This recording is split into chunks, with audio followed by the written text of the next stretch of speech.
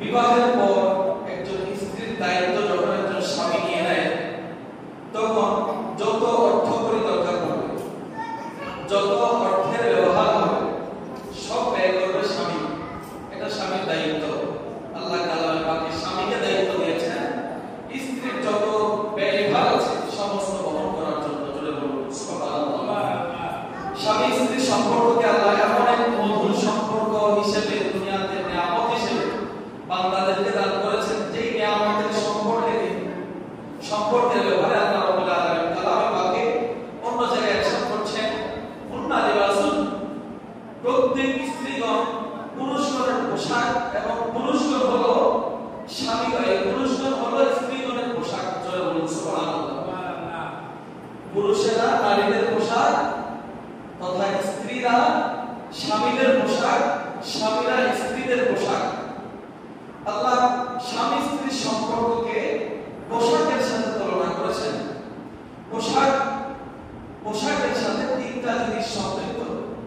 একটা হলো নিজের ইজ্জত রক্ষা করার জন্য আমরা পোশাক পরিধান করি, আরাম পাওয়ার জন্য শীতকালে মোলায়েম কাপড় পরি, গরম কাপড় পরি যেন একটু গরম থাকা যায়, গরমকালে একটু পাতলা কাপড় পরি যেন একটু আরাম পাওয়া যায়।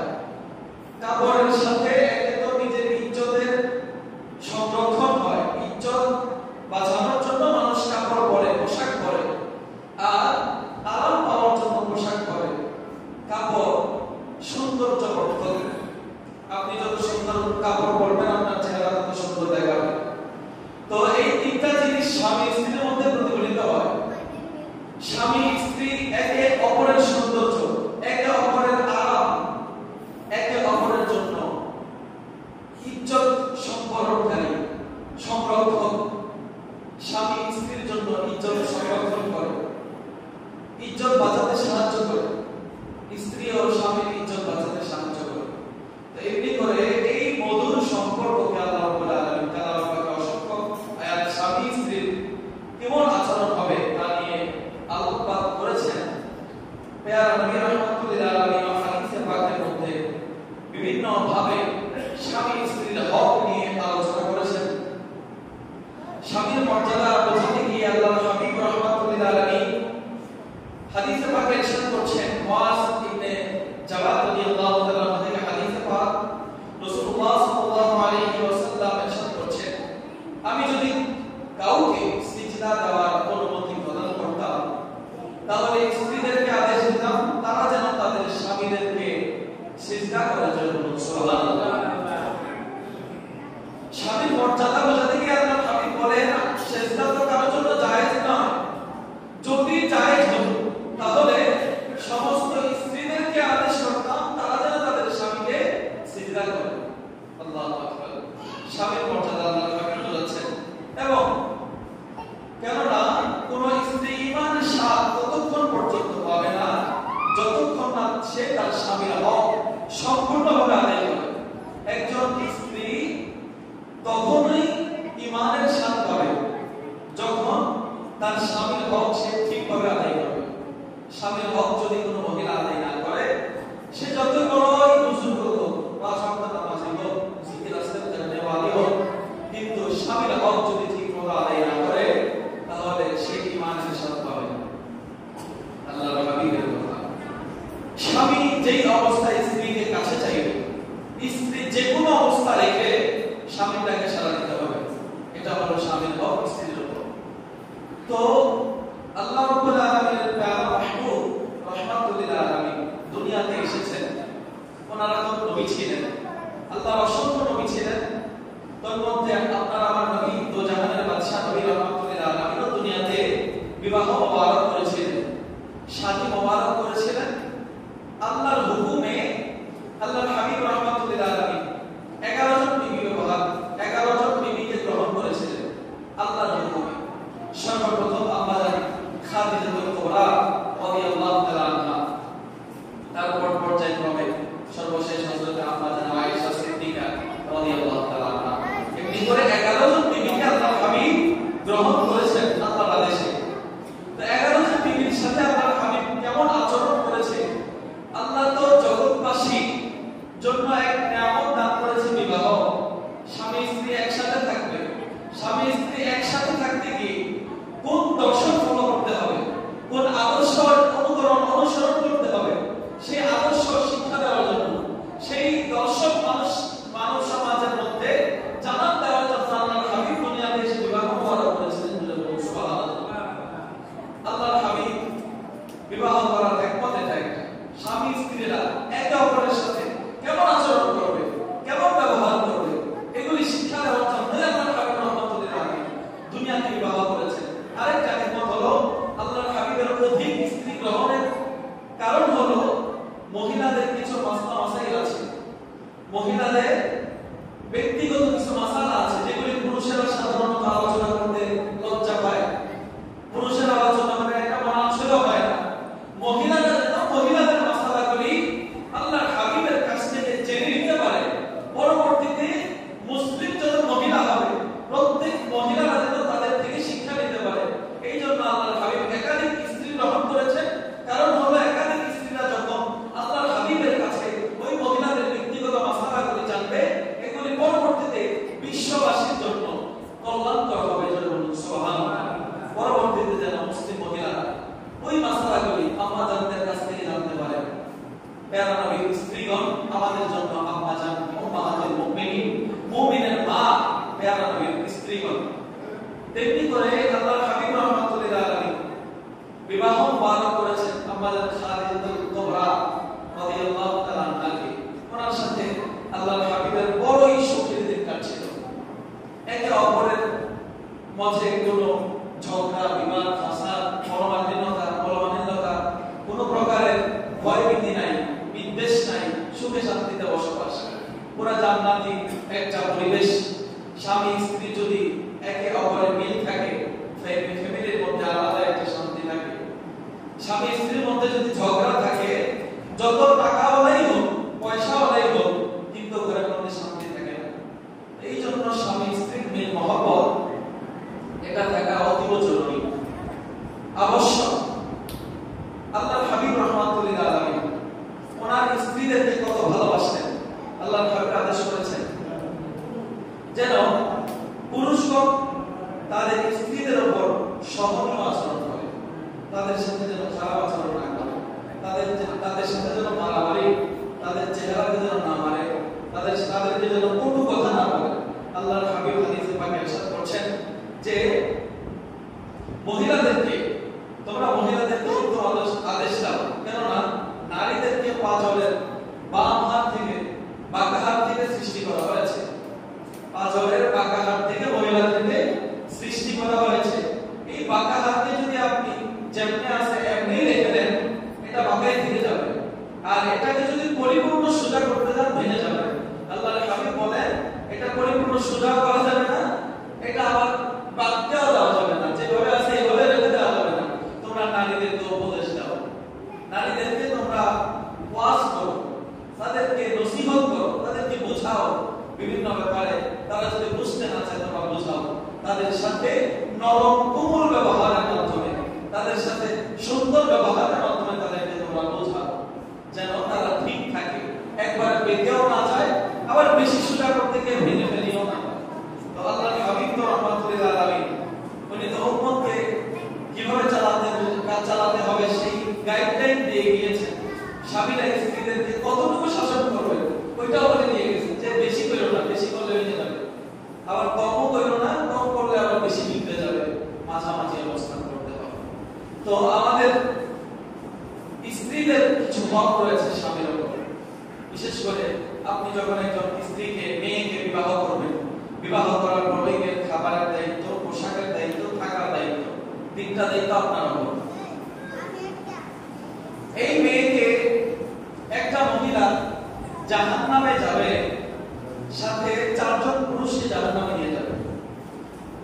একটা মহিলা যদি জাহান্নামে যায় বেপরদার কারণে, এখানে পর্দার প্রসঙ্গটা আমি একটু টেনে আনি, কারণ হলো আমাদের সমাজটা অতীব নিকৃষ্ট সমাজ হয়ে গিয়েছে। মহিলা মা বোনদের পর্দার ব্যাপারটা কেমন যেন একবারে উদাসীনতার পরিণত হয়েছে। পর্দা যে আপনার ফরজ বিধান, নামাজ যেভাবে ফরজ, পর্দাও যে সেইভাবে ফরজ, সেই দিকে আমাদের দক্ষেপই নাই, আমাদের চোখই নাই, খুশি নাই। এই জন্য এই ব্যাপারটা আমি টেনে আনি। একজন মহিলা যদি বেপরদার কারণে জাহান্নামে যায়, সে 4 জন পুরুষকে জাহান্নামে নিয়ে যাবে। সে ছোটবেলা থেকে বিয়ের আগ পর্যন্ত তার বাবার আয়ত্তে থাকে, বাবার অধীনে থাকে, বড় ভাইয়ের অধীনে থাকে। একটা মেয়েকে জন্মের পর থেকে বিয়ে দেওয়া পর্যন্ত বাবা এবং তার বড় ভাই দেখভাল করবে, প্রোটেকশন দেবে, বিভিন্ন উপদেশ দেবে, ওয়াজ নসিহত করবে, কিভাবে চলাফেরা করতে হবে তার শিক্ষা দেবে। জন্মের পর থেকে তথা বালেগ হওয়ার পর থেকে বিবাহ পর্যন্ত দায়িত্ব হলো বাবার। বাবা যদি ঠিকমতো পর্দা প্রশিদা মেনটেন না করায়, পর্দা প্রশিদা মেয়েকে না রাখে, তাহলে এই জন্য মেয়ে যখন জাহান্নামে যেতে হবে পর্দার জন্য, তখন মেয়ে আল্লাহর কাছে বলবে, আল্লাহ আমি যখন বালেগ হলাম, বিয়ের আগ পর্যন্ত বাবার অধীনে ছিলাম, কিন্তু বাবা আমাকে পর্দা করার জন্য বলে নাই। আমার বাবা তো আমার সাথে জাহান্নামে দেয়। আপনি পিতামাতার সম্পর্ক সন্তান সন্ততির সাথে কত মধুর সম্পর্ক। সন্তানের জন্য পিতামাতা দান দিয়ে দেয়, কিন্তু ওই দিন হাসরের দিন জাহান্নামে যাবে, মেয়ে বাবাকে ছাড়া যাবে না। যে আমাকে আমার বাবা আদেশ দেয় নাই আমি যেন পর্দা করি, বাবা আদেশ দেয় নাই কেন, এই জন্য আমার বাবা তো আমার সাথে দেয়, আমার সাথে জাহান্নামে যাবে। আমার বড় ভাই ছিল, বড় ভাই আমাকে সতর্ক করে নাই, বলে নাই যে এই বোন সুন্দর করে পর্দা মেনটেন করে, পর্দা প্রশিদা মেনে বাইরে যাও, চলাফেরা করো। এই ব্যাপারে আমার বড় ভাই আমাকে নসিহত করে নাই, আদেশ দেয় নাই। এই জন্য আমার বড় ভাইকে আমার সাথে দিয়ে দেয়। বড় ভাই বাবা দুইজনকে নিয়ে যাবে জাহান্নামে। পরবর্তীতে মহিলার যখন বিয়ে হয়ে যায়, বিয়ে হয়ে যাওয়ার পর দায়িত্ব আর বাবার কাঁধে থাকে না, বড় ভাইয়ের কাঁধে থাকে না, তখন মেয়ের দায়িত্ব এসে যায় বাবার কাঁধে, স্বামীর কাঁধে হলো। তখন ওই মহিলা বলবে যে আমি যে বেপরদায় চলাফেরা করতাম দুনিয়াতে, আমার বেপরদার জন্য আমার স্বামী আমাকে উপদেশ দেয় নাই, আমার স্বামী আমাকে কঠোরভাবে নিষেধ করে নাই যে আমি বেপরদা যেন চলাফেরা না করি, পর্দাকে যেন কঠিনভাবে পালন করি। এই ব্যাপারে আমার স্বামী আমাকে নসিহত করে নাই, আমার স্বামীকেও জাহান্নামে দেয়। মেয়ের বড় ভাই বাবা স্বামী নিয়ে জাহান্নামে যাবে। তখন মহিলা যখন আরো বৃদ্ধ হবে, মহিলার ছেলে সন্তান, বড় ছেলে সন্তান, সেও মাকে আদেশ দিচ্ছে না, আমার মা আল্লাহর আদেশ, ফরজ পর্দার বিধান আপনি লঙ্ঘন করছেন, আপনি পর্দা প্রশিদা মেনটেন করেন। বড় ছেলে যখন মাকে এই কথা বলবে না, মা ওই ছেলে বড় ছেলেকে সবাই জাহান্নামে নিয়ে যাবে। একজন বেপরদা মহিলা জাহান্নামে যাবে তো যাবে, 4 জন পুরুষকে জাহান্নামে নিয়ে যাবে, তার মধ্যে বড় ভাই বাবা স্বামী বড় ছেলে। তো এই জন্য আপনাদের এই 4 প্রকারের মধ্যে আমরা সবাই আছি। কারো বউ আছে, কারো বোন আছে, কারো মা আছে, সবাই আছে এই 4 প্রকারের মধ্যে।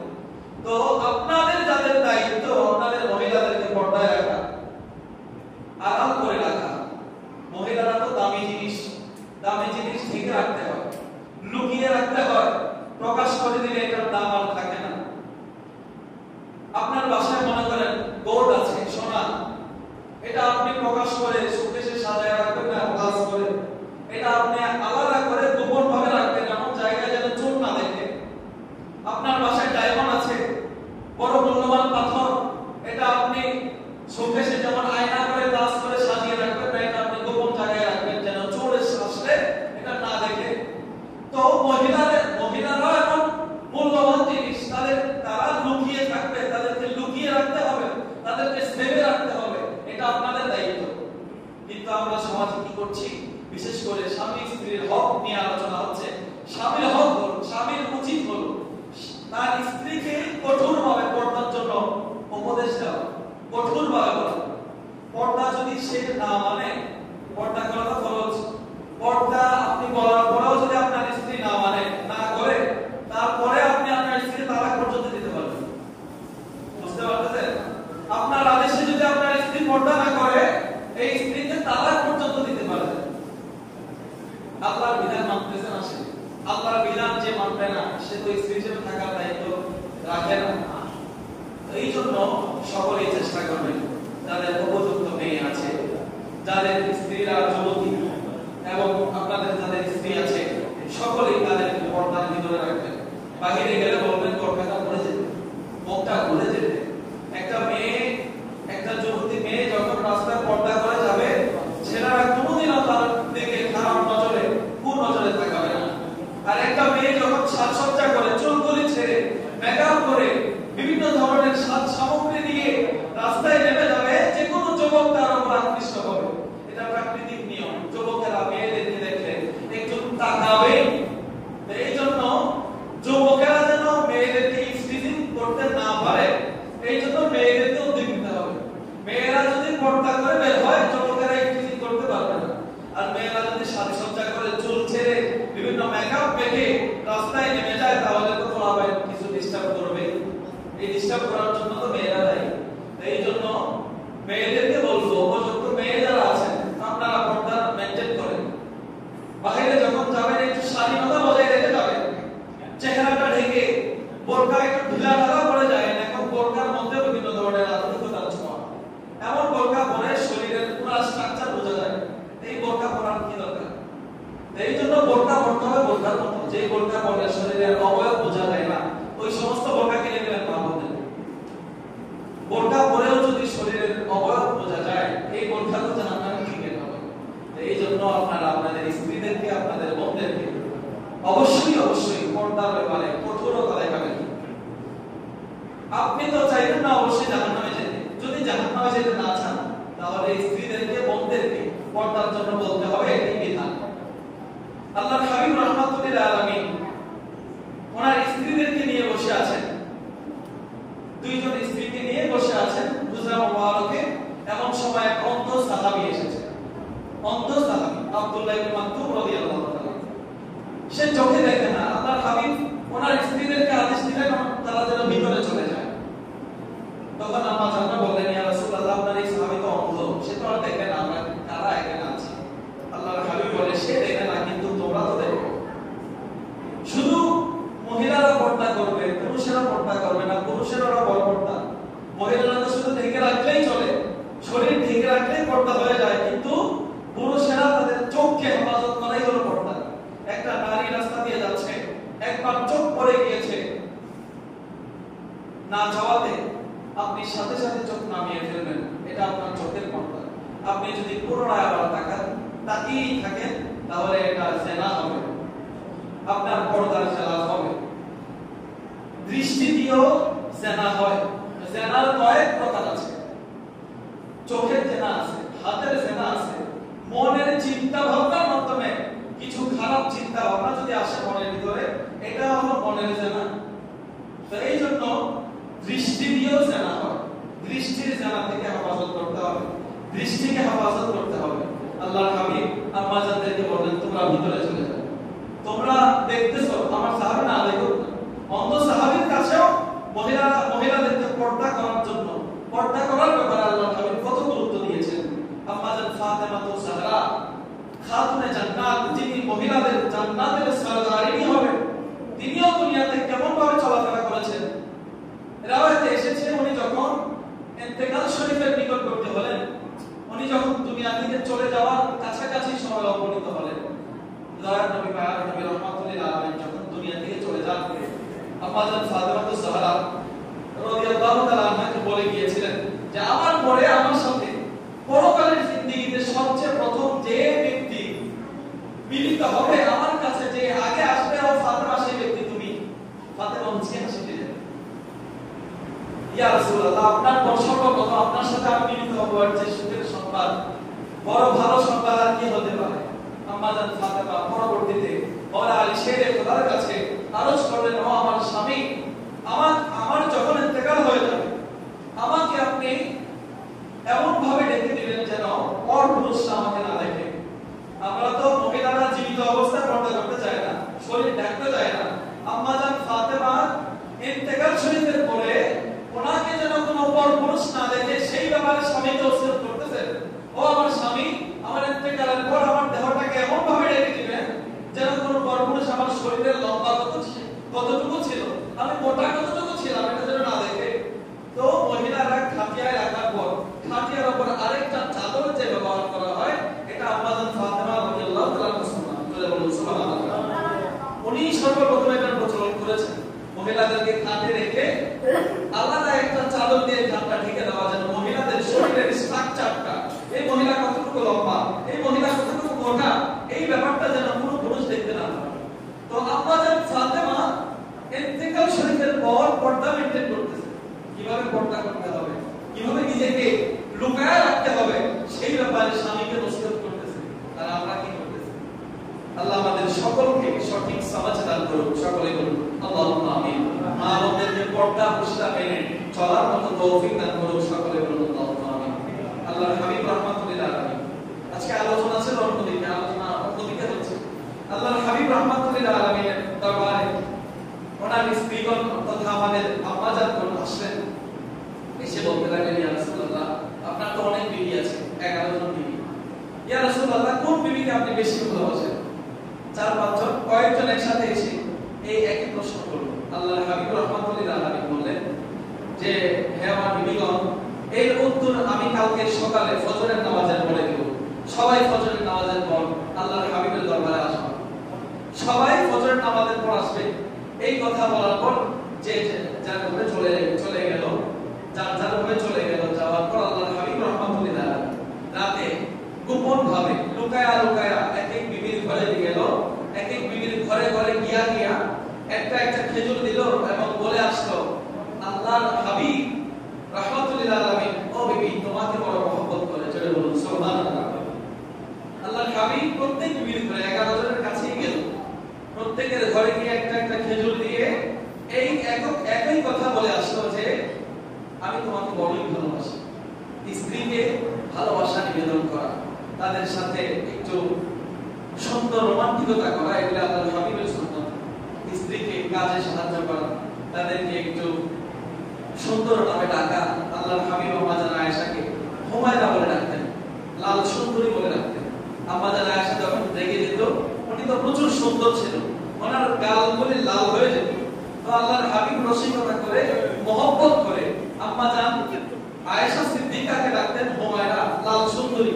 তো স্ত্রীদেরকে সুন্দর সুন্দর নামে ডাকবেন, তাদের প্রশংসা করবেন, তারা অনেক কষ্ট করেন, রান্না বান্নার কিছু প্রশংসা করবেন, তারা খুশি হয়ে যাবে। স্ত্রীকে খুশি করার জন্য মিথ্যা বলা যায়, জোরে বলুন না সুবহানাল্লাহ, একটু জোরে বলেন। মিথ্যা কথা বলা কিন্তু মহাপাপ, কিন্তু স্ত্রীকে যখন আপনি খুশি করবেন হালকা একটু মিথ্যা বলে, এটা জায়েজ করে দিয়েছেন আল্লাহর হাবিব। তো এইজন্য স্ত্রীদেরকে খুশি রাখবেন, তাদের প্রশংসা করবেন, একটু বাড়াই করবেন, যেন আপনার বাবা আপনার স্ত্রী খুশি থাকে। তো যেটা বলতেছিলাম, আল্লাহর হাবিব রাতের বেলা 11 জন বিবির ঘরে গিয়েই একটা করে খেজুর দিয়ে আসলো এবং বলল, তোমাকে আমি খুব ভালোবাসি। ফজরের পর প্রত্যেক বিবিরা আল্লাহর হাবিবের সামনে আসলেন, আসার পর বলতেছি, ইয়া রাসূলুল্লাহ, এখন বলেন কোন বিবিকে বেশি ভালোবাসেন? আল্লাহর হাবিব রাহমাতুল্লাহ আলাইহি ইরশাদ করছে, যেই বিবিকে গতকাল রাতে একটা খেজুর দিয়ে বলেছিলাম যে তোমাকে বড় ভালোবাসি, তাকে বেশি ভালোবাসি, জোরে বলুন সুবহানাল্লাহ। প্রত্যেক বিবিরা খুশি, সবাই খুশি, সবার ঘরে খেজুর দিয়েছে, সবার ঘরে গিয়ে বলেছে তোমাকে ভালোবাসি। তো বিবিদেরকে খুশি রাখা, তাদেরকে বিভিন্ন ধরনের উদ্বুদ্ধ করা, আনন্দ দেওয়া, উৎসাহ দেওয়া, এগুলো আল্লাহর হাবিবের সুন্নাত। বিবিদেরকে নিয়ে রাতের বেলা একটু বেরোবেন, রাতের অন্ধকারে চাঁদনি রাতে একটু হাঁটবেন, এটা আল্লাহর হাবিবের সুন্নাত। আমাদের আয়েশাকে নিয়ে আল্লাহর হাবিব বিভিন্ন খেলাধুলা করতেন, এগুলোও সুন্নাত। আল্লাহর হাবিব রাহমাতুল্লাহ আলাইহি স্ত্রীদেরকে ঘরের কাজে, রুটি বানানোর কাজেও সাহায্য করেছেন। তো এমনি করে স্ত্রীদেরকে ঘরের কাজে সাহায্য করেন। আল্লাহ যেন আমাদের সকলকে সাংসারিক জীবনে সুখে হওয়ার তৌফিক দান করেন, সকলেই বলুন আল্লাহুম্মা আমিন। এবং বিশেষ করে সবচেয়ে সুখের সংসার যদি দেখতে চান, ধৈর্যের যে পরিচয়, এটা যদি দেখতে চান, আম্মাজান ফাতেমাতুজ জাহরা রাদিয়াল্লাহু তাআলা আনহার দিকে তাকাতে হবে। হযরত আলী শেরে খোদা ঘরে কিচ্ছু নাই, বিবাহের পর আম্মাজান ফাতেমা যখন মাওলা আলীর ঘরে গেলেন, গিয়ে দেখলেন চিকন একটা বিছানা, একটা বালিশ, একটা পাত্র পানি খাওয়া, একটা ব্যাগ, এই 4টা জিনিস ছাড়া মাওলা আলীর ঘরে আর কিছু নাই, খালি ঘর। দুইজন যে বিছানায় শুইবে, বিছানাটাও চিকন, দুইজন শোয়া যাবে না, বালিশ একটা ছোট একটা বালিশ, এটাতেও দুইজন শোয়া যাবে না, এমন অভাবের ঘরে আম্মাজান ফাতেমার বিবাহ হলো, যিনি জান্নাতের সরদার হবেন। সুবহানাল্লাহ। ওই ফাতেমা রাদিয়াল্লাহু তাআলা আনহা স্বামীর এমন কদর করেছেন, প্রত্যেক নারীরা স্বামীকে কিভাবে আদর যত্ন করবে, স্বামীর যত্ন আপ্যায়ন কিভাবে করতে হবে, যদি শিক্ষা নিতে হয় মাওলা আলী শেরে খোদা স্ত্রী আম্মাজান ফাতেমা থেকে নিতে হবে। আম্মাজান ফাতেমা দিনের পর দিন না খেয়ে থেকেছে, কিন্তু মাওলা আলীর কাছে একটা অভিযোগও দেয় না যে ও আলী তুমি আমাকে খাওয়াইতে পারতেছ না, এই কথা একদিনও বলে না। দিনের পর দিন অনাহারে থেকেছে, অভাবে দিন কাটিয়েছেন, কিন্তু স্বামীর ওপর কোনোদিন অসন্তুষ্টি প্রকাশ করে নাই। আল্লাহর হাবিব তো এও বলেছেন যে মহিলারা জাহান্নামে, আল্লাহর হাবিব মহিলাদেরকে বেশি দেখেছেন। সাহাবীরা প্রশ্ন করল, ইয়া রাসূলুল্লাহ, মহিলারা জাহান্নামী হওয়া বেশি বেশি মহিলারা জাহান্নামী, এর কারণ কি? আল্লাহর হাবিব বলেন তারা কুফরি করে, তারা আল্লাহর সাথে কুফরি করে না, তারা স্বামীর সাথে কুফরি করে, স্বামীর শুকর তারা আদায় করে না। আপনি সারা জীবন মহিলাদেরকে ভালো রাখবেন, বছরের পর বছর ভালো রাখবেন, কিন্তু 15 বছর 20 বছর সুখের শান্তিতে সংসার করার পর একদিন একটু এদিক সেদিক হয়েছে, একটু স্ত্রী কষ্ট পেয়েছে, সে বলে উঠবে তোমার দরবারে এসে, তোমার ঘরে এসে আমি একটু সুখ পাই নাই। এটা হাদিসে পাকের কথা, মহিলারা বলে এটা, এটা হাদিসে পাকে ডাইরেক্ট আল্লাহ পাক বলেছে যে তোমার কাছে এসে আমি সুখ পাই নাই। এটা বলবে মহিলাদের প্রকৃতিগত ভাবেই এমন হয়। তো এই জন্য মহিলাদেরকে বেশি রাগ দেওয়া যাবে না, বেশি কষ্ট দেওয়া যাবে না, তাদেরকে তাদের মতো বুঝিয়ে তাদের সাথে সুন্দর করে একটু মানিয়ে নিতে হবে। আম্মাজান ফাতেমা আয-জাহরা মাওলা আলী শেরে খোদাকে বড় মহব্বত করতেন, বড় আদর যত্ন করতেন। মাওলা আলী শেরে খোদা যখন কাজকর্ম করে ঘরে আসতেন, একটার বেশি দুইটা ডাক দেওয়া লাগতো। ঘর দরজায় এসে নক করতে দেরি হয়েছে, আম্মাজান ফাতেমা দরজা খুলে দিতেন। আলী প্রশ্ন করলেন, ও ফাতেমা, আমি আসি তো আসি, তুমি এত তাড়াতাড়ি দরজা খুলো কিভাবে? ফাতেমা বলে, ইয়া ও মাওলা আলী, আমার আব্বাজান আমাকে শিখিয়েছেন যে ও ফাতেমা, সারাদিন আগে কষ্ট করে বাড়ি ফিরবে, ঘরে আসার পর ফাতেমা বলে একটার বেশি দুইটা রাত যেন তোমাকে দেওয়া না লাগে, একটাকে ঘরের দরজা খুলে আলীকে দেখেই তুমি এক মুচকি হাসি দিবা, যেন আলী বাহির থেকে যত ক্লান্তি নিয়ে আসে সব ক্লান্তি যেন তোমার মুচকি হাসি থেকে দূর হয়ে যায়। যেন বলুন সুবহানাল্লাহ। আম্মাজান ফাতেমা স্বামী আসার সাথে সাথে দরজা খুলে একটা মুচকি হাসি দিতেন। ওনারা তো সুন্দর চেহারার অধিকারী ছিলেন। পৃথিবীর মধ্যে সবচেয়ে সুন্দর নারীদের মধ্যে একজন অন্যতম নারী হলেন আম্মাজান খাতুনে জান্নাত মা ফাতেমা রাদিয়াল্লাহু তাআলা। তো এই সুন্দর চেহারায় যখন মুচকি হাসি ফুটে উঠতো, মাওলা আলীর সারা দিনের ক্লান্তি দূর হয়ে যেত। সমস্ত মা বোনেরা, স্ত্রীরা যারা আছেন, প্রত্যেকেই স্বামীদের সাথে মুচকি হাসি দিয়ে কথা বলবেন। আপনারাও স্ত্রীদের সাথে মুচকি হাসি দিয়ে কথা বলবেন। মুচকি হাসি বলতে দাঁত বের করে হাসি না, ঠোঁটের কোণে একটু হাসি জমায় রেখে কথা বলবেন, হাসি মুখে কথা বলবেন। তো সকলেই মুচকি হাসি দিয়ে কথাবার্তা বলবেন, স্বামী স্ত্রীর সাথে সকলের সাথে মুচকি হাসি দিয়ে কথা বললে আপনি যার সাথে কথা বলবেন সে আপনার কথা শুনতে কমফর্ট হবে, ভালো লাগবে আপনার কথা শুনতে। তো আল্লাহ আমাদের সকলকে সুন্দরভাবে চলার তৌফিক দান করুন। দাম্পত্য জীবনে আমাদের সকলকে আল্লাহ সুখী করুন। স্বামী স্ত্রীর মহব্বতকে আল্লাহ মিল মহব্বত বাড়িয়ে দিন সকলে।